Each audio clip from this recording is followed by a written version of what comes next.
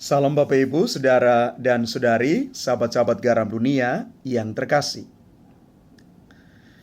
Salah satu jenis ikan yang sangat mengagumkan adalah ikan salmon. Dia memiliki sesuatu yang berbeda dari segala jenis ikan lainnya. Salmon itu terlahir di sungai, bermigrasi ke laut, dan saat bertelur, ia akan kembali lagi ke tempat pertama kalinya ia hidup. Bayangkan ketika misalnya ia harus kembali ke hulu sungai, tempat ia pertama kali hidup. Ia harus melawan arus deras sungai dan ombak lautan. Agar salmon itu tidak kelelahan, salmon biasanya harus berenang di pusaran arus itu. Bapak, Ibu, Saudara, dan Saudari yang terkasih, konsekuensi logis dari menerima dan mengakui Yesus sebagai Mesias dan anak Allah adalah menerimanya pula sebagai anak manusia yang harus menderita, dibunuh, dan kemudian bangkit dalam kemuliaan. Dalam Injil hari ini yang dikutip dari Injil Matius bab 16 ayat 24 sampai dengan 28, Yesus berkata dengan tegas bahwa setiap orang yang mau mengikut Aku, ia harus menyangkal dirinya, memikul salibnya, dan mengikuti Aku. Yesus lebih lanjut meyakinkan para pengikutnya untuk tidak menutup mata terhadap sisi sengsara dan kematiannya. Sebab keengganan untuk menutup mata terhadap kesengsaraan Tuhan akan membelokkan para murid dari apa yang digariskan olehnya sendiri untuk mereka hidupi dan lalui. Janji akan hidup kekal yang kemudian akan menguatkan para murid untuk bertahan dalam penderitaan salib dan hidup di dalam kebenaran sabdanya.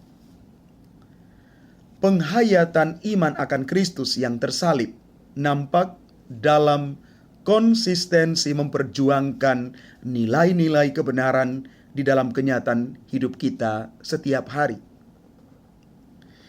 Bapak, Ibu, Saudara-saudari yang terkasih, kalau seorang menyatakan bahwa ia memihak kebenaran, tetapi tidak mengambil sikap yang jelas terhadap kepalsuan dalam masyarakat, dia telah menyangkal pendirian moralnya sendiri. Seseorang yang mengaku mencintai kejujuran tidak akan dapat berdiam diri di hadapan situasi dunia, situasi sekitarnya yang buruk.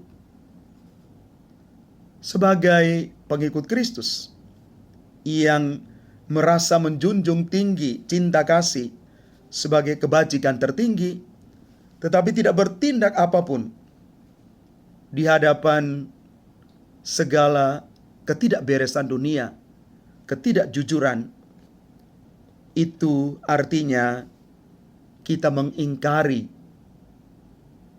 nilai keterpanggilan kita sebagai pengikut Kristus.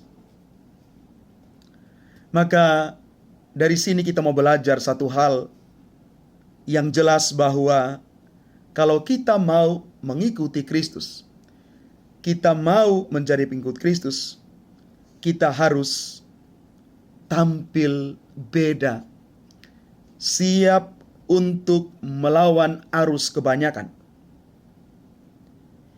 Hidup bukan sekadar ikut arus, tetapi siap untuk melawan arus, tetapi dengan semangat kebijaksanaan yang dalam, yang punya kekuatan rohani yang mumpuni.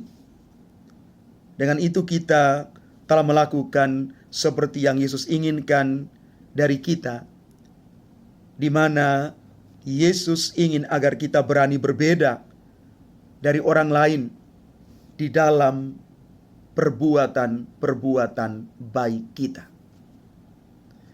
Tampil beda itu bukan menunjukkan keanehan.